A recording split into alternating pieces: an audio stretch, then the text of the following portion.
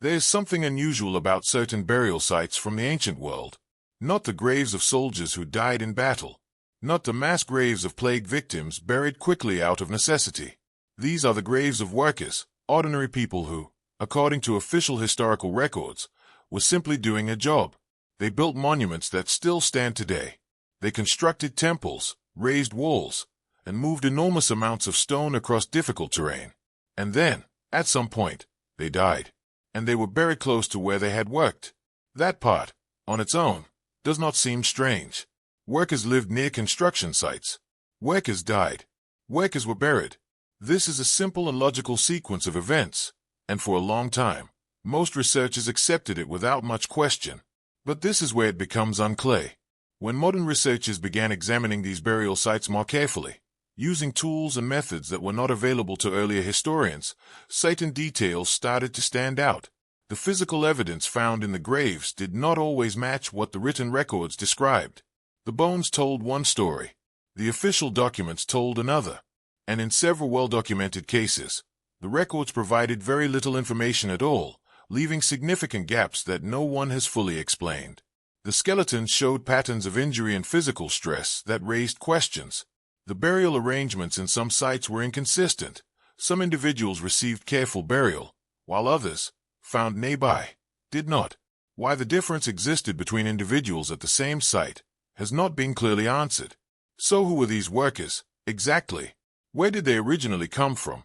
And why, across several sites that have been studied in detail, does the physical evidence contradict what we have been told about how these people lived and how they died? These are not small or minor questions. They go directly to the center of what we think we understand about large-scale ancient construction and the people who made it possible. This raises questions that have not been fully answered, and not because the evidence is missing. In fact, the evidence exists. It has been studied. It has been documented. The problem is that some of what has been found simply does not align with the accepted version of events. There is a gap between the physical record and the historical narrative. That gap has been noted by researchers. It has been debated, but it has not been resolved. And that gap, however small it may appear on the surface, is worth examining closely, because what sits inside it may change how we understand these sites entirely. The official explanation for these burial sites is, on the surface, quite straightforward. These were laborious. Depending on the civilization and the time period, they were either paid for their work or required to provide it as a form of obligation. They lived near the construction sites. They worked on large projects over extended periods. And when they died, from physical injury, illness, or simply old age, they were buried in organized cemeteries located close to where they had spent their working lives. It is a clean and logical explanation. It accounts for the presence of the graves, their location, and their general organization. For a long time, this explanation was accepted without much challenge. There was little reason to question it. The graves existed. The records mentioned workers. The connection seemed obvious. But this is where it becomes unclear. When physical anthropologists began examining the actual skeletal remains from several of these sites, not just cataloging them, but studying them in detail, they found patterns that did not quite align with what a normal working population would typically show. Some bones carried injuries consistent with extreme and prolonged physical stress.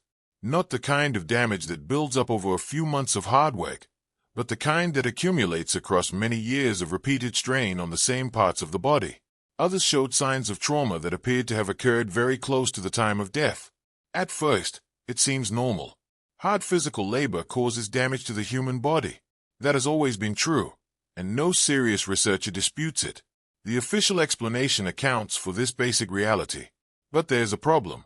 In certain cases, the distribution of injuries across the skeletal remains does not follow the kind of natural, varied pattern you would expect from a general population of workers doing different tasks under different conditions. Instead, the damage appears concentrated in very specific areas of the body, and it repeats across multiple individuals in a way that suggests something more systematic was taking place. The same stress points, the same injury profiles, repeated again and again across different people buried at the same site. It doesn't fully make sense under the standard explanation. If these were simply workers doing ordinary labor, the physical evidence should be more varied, more inconsistent. The fact that it isn't has been noted by researchers who study these remains. Their observations exist in academic literature, But those observations have not always received the wider attention they may deserve. And the question of what could produce such a consistent pattern across so many individuals at these sites remains, for now, without a clear answer. To understand why these inconsistencies matter, it helps to step back and look at the broader context, specifically, how these workers were described and documented during their own time. Ancient civilizations did not ignore their labor force. In fact, several of them left behind detailed written records about how workers on large projects were managed and treated. Official texts and inscriptions from multiple cultures speak positively about the conditions provided to laborers. Workers were said to receive regular food rations, shelter near the construction site, access to medical care when injured, and proper burial upon death. Some records go further than general statements. They list specific ration amounts, payment schedules, and organizational details that suggest a carefully managed system. These documents have been used repeatedly by historians to argue that large-scale ancient construction was not as brutal or exploitative as popular imagination has often assumed. And there's real evidence that supports parts of this picture. That is important to acknowledge. Some burial sites do show genuine signs of care and attention. Individuals were interred with personal objects placed alongside them. Site and grave sites are well organized, clearly marked, and maintained in ways that suggest the people buried there were considered worthy of respect. This physical evidence aligns, at least partially, with what the written records describe. So the official narrative is not built on nothing. It has a foundation. But small doubts appear even here, and they are worth examining carefully. The written records that form the basis of the official narrative come almost entirely from official sources, produced by the same governing authorities who organized and managed the construction projects being described.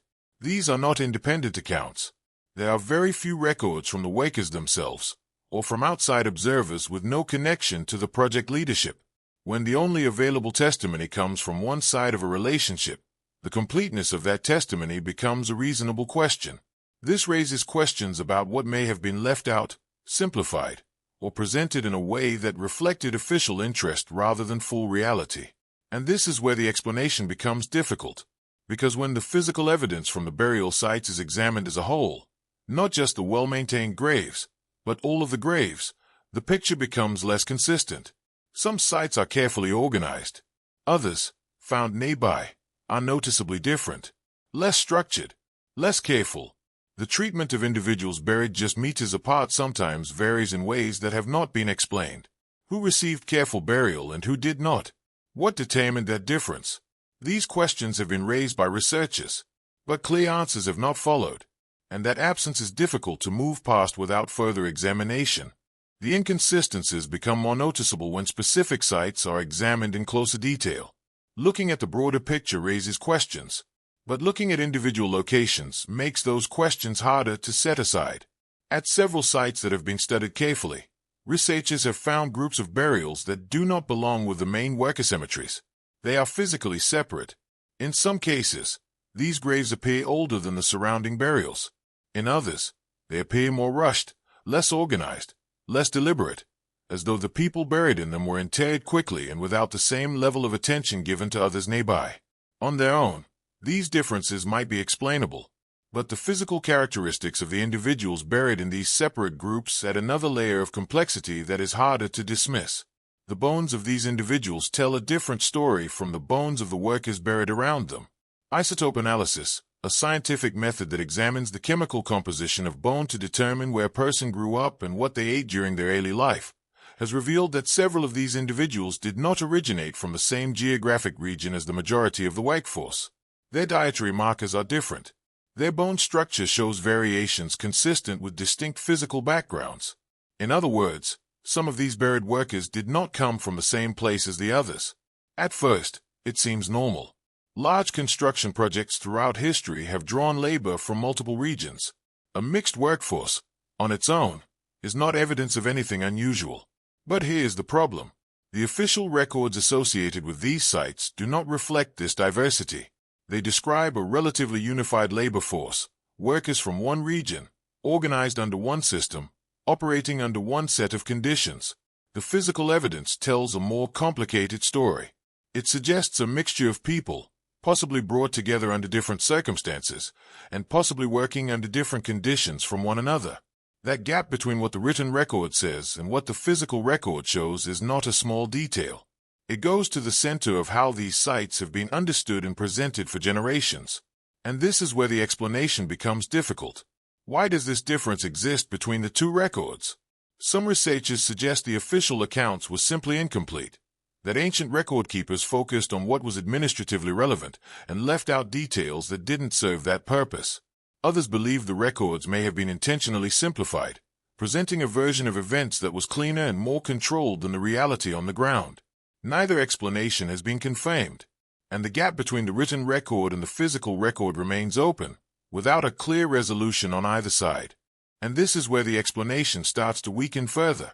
The questions raised by earlier findings were already difficult to dismiss, but when isotope analysis and bone density studies began to be applied more systematically, not just at one or two sites, but across multiple locations in different regions and different historical periods, a clearer and more consistent pattern began to emerge. A subset of individuals buried at these worker sites showed physical signs of having arrived at the work site later in life, not as children who grew up near the project, not as young people raised in the surrounding region, but as adults who had come from somewhere else, brought to the site at a point when their bodies were already fully formed and their early life history was already written into their bones.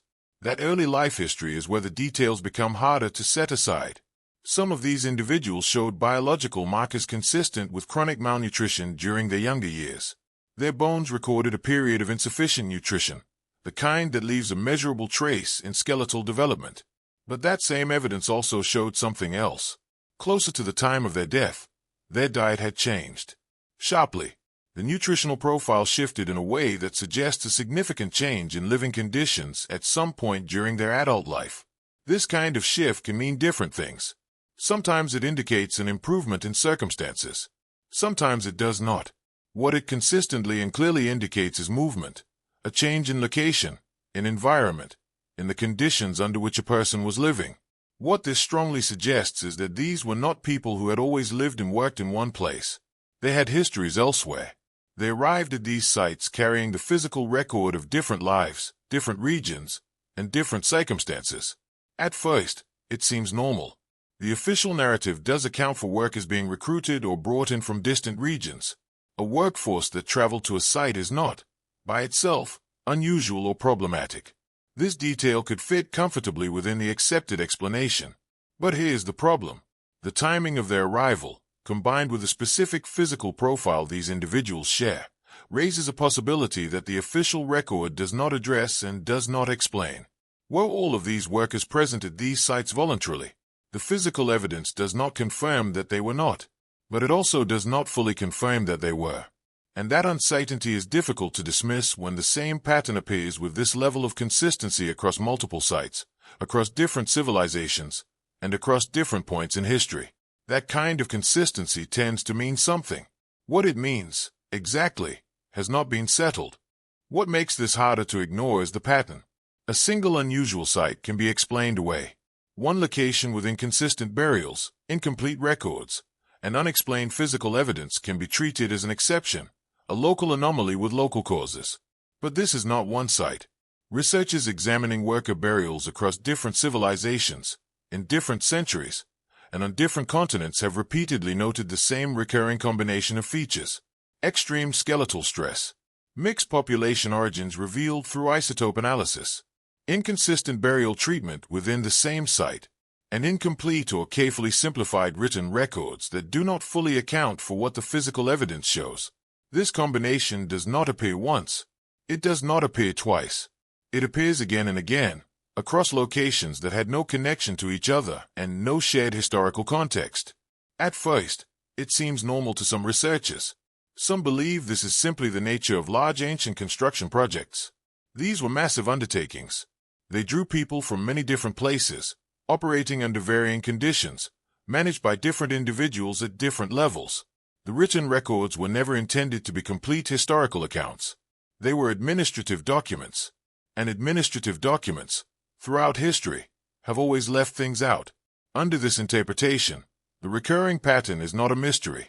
It is simply what large ancient projects look like from the inside: messy, complicated, and imperfectly documented. But others disagree.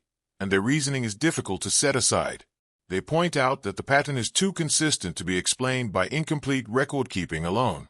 The same gaps appear. The same physical markers show up in the bones. The same absence of certain categories of documentation repeats itself across sites that had absolutely no contact with each other. Civilizations separated by geography, by language, by centuries of history, and yet the same features appear in their worker burial sites. That level of consistency, across that level of difference, is what makes the standard explanation feel insufficient to some researchers. Coincidence becomes harder to argue when the repetition is this precise. And this is where the explanation becomes difficult in a new and more specific way. In several cases, the burial sites themselves were not found where the historical records said they should be. Written accounts placed the worker graves in one location. Excavations found them somewhere else, sometimes in areas that were not easily visible, sometimes in places that required deliberate and targeted searching to uncover. If these were ordinary workers receiving ordinary burials under ordinary circumstances, the location of their graves should not require explanation. There should be no gap between where the records say they were buried and where they were actually found. But in multiple cases, that gap exists, and it has not been explained. Several different interpretations have been proposed to explain what the physical evidence shows across these sites. Researchers have not ignored the inconsistencies. They have debated them, studied them, and offered competing explanations for what might account for the gap between the written record and the skeletal record. But despite years of examination and discussion, none of these interpretations have reached a consensus. Each one explains part of the picture. None of them explains all of it. And that inability to settle on a single agreed explanation is itself worth paying attention to. The first view holds that the inconsistencies are simply the result of incomplete record-keeping. Ancient scribes, under this interpretation, documented what was officially sanctioned and administratively relevant. They recorded what authorities wanted recorded. What actually happened at ground level, the day-to-day conditions, the full range of people involved, the details that didn't fit neatly into official categories, was never meant to be written down. The physical evidence, under this view, reflects a messier and more complicated reality that existed beneath the surface of the official narrative. This explanation is reasonable. It is supported by what historians know about how ancient bureaucracies functioned, but it doesn't fully make sense as a complete answer, because it still leaves unexplained why the same specific gaps appear so consistently across so many different sites and civilizations. The second view goes further. Some believe that within these large construction projects, different categories of workers existed side by side, some with formal recognized status, others without. Workers with official status were documented, rationed, and buried with care. A secondary group, operating outside the formal system, received none of that. Some researchers suggest this secondary workforce included prisoners, people working to repay debts, or individuals brought in under conditions that the official record had reasons not to acknowledge openly. This would explain the variation in burial treatment, the differences in physical profiles between individuals at the same site, and the absence of certain groups from the written documentation. Others disagree, arguing that the evidence for a formal two-tier system is not strong enough to support that conclusion with confidence. A third interpretation shifts focus away from the workers themselves and toward the burial sites directly. Some researchers argue that the placement and organization of certain graves points toward deliberate concealment, not necessarily of who these people were, but of how many there were and under what conditions they lived and died. And this is where the explanation becomes difficult, because concealment implies intention. Each of these three theories carries supporting evidence. Each also carries significant gaps. None of them fully accounts for everything the physical record shows, and none can be confirmed with the documentation currently available. The question remains genuinely open. So where does this leave us? After examining the physical evidence, the written records, the injury patterns, the burial inconsistencies, and the recurring gaps that appear across multiple sites and multiple civilizations, what can actually be said with confidence? The answer is less straightforward than it might seem. The official story of ancient construction workers, that they were organized laborers who built extraordinary monuments, were reasonably provided for during their working lives, and were buried with some degree of dignity when they died, is not entirely wrong. That is an important point to hold on to. There is genuine evidence supporting parts of that picture. Some sites do show care. Some records do contain detail. The official narrative was not built from nothing, and dismissing it entirely would not be accurate or fair. But there is also evidence that does not fit that picture, and it is not minor or isolated evidence. Physical markers found in the bones suggest origins and life histories more complex than the official record acknowledges. Injury patterns raise questions about the actual conditions under which some of these individuals worked. Burial locations in several cases do not match where the historical documents said graves would be found. Population profiles revealed through scientific analysis describe groups of people that the official documents never mention. These are not small details at the edge of the evidence. They sit at its center, and they have not been explained away by any interpretation put forward so far. Some of these gaps may eventually find simple explanations. That possibility should not be dismissed. Records are lost over time. Archaeological sites are rarely complete. Ancient administrators were not historians, and their documentation was never designed to provide a full account of every individual involved in a project. It is reasonable to expect that some of what appears to be missing was simply never recorded in the first place. Some believe the gaps are the natural result of time and incomplete preservation. Others disagree, pointing to the consistency of those gaps as something that goes beyond what simple record loss can account for. But this is where it becomes unclear in a way that cannot be fully resolved with what is currently known. The pattern across multiple sites, across different civilizations separated by geography and centuries, is difficult to set aside. Too many of the same questions appear in too many different places. Were all of these workers who the official record says they were? Were all of them present under the conditions the documents describe? The physical evidence raises those doubts. The written record does not answer them. And for now, something about these buried workers still does not fully match the story we have been told.